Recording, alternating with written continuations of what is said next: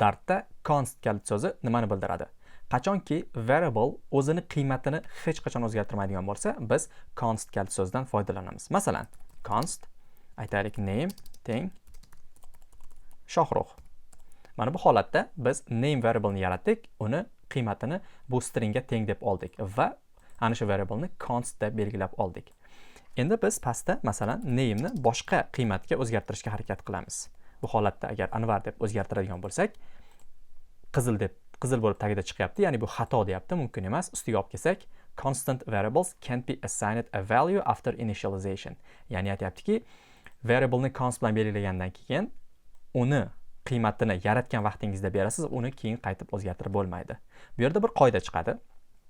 Agar siz const qilib yaratgan variable'ingizni qiymatini boshida yaratgan vaqtingizda bermasdan, keyin masalan mana bunaqa holatda bermoqchi bo'lsangiz, bunda ishlamaydi. Chunki const bilan belgilangan variable'larimizni qiymati ularni yaratilgan vaqtida, ya'ni variable yaratilgan vaqtidayoq aniq bo'lishi kerak.